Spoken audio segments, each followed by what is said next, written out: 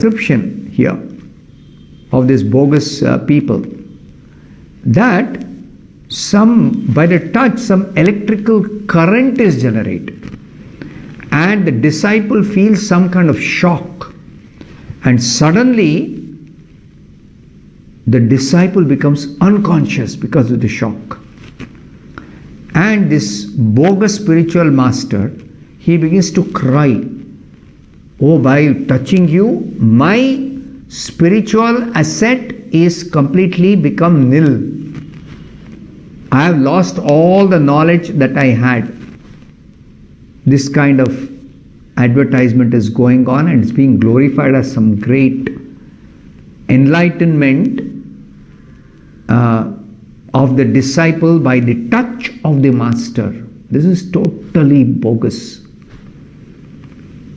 Nowhere in the entire Vedic, authentic Vedic literature, you find that somebody is touching and then he becomes bereft of all his transcendental knowledge, and the disciple is enlightened and the disciple feels shock.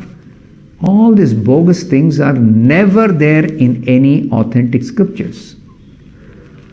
On the other hand, we find in every Upanishad, in every Purana, we find they are sitting and hearing, asking intelligent questions, and the spiritual master is speaking coherently, very, very specifically answering the question to the point, without any of this kind of touching and shock and unconscious experience. None of these bogus things are there in the scriptures. So Srila Prabhupada is warning us, please don't become victim of such false propaganda. These are all for innocent, ignorant, poor people who do not know what is spiritual life, and they are somehow attracted by some advertisement, and they are cheated, completely cheated. Nothing is going to happen by somebody touching, that some touch will make somebody enlightened. No such thing is there. Why are there so many books? Why is there so much wealth of literature? What is the reason? If touch were to work, why there has to be so much of knowledge? Why Krishna has to speak Bhagavad Gita to Arjuna, and through Arjuna to all of us?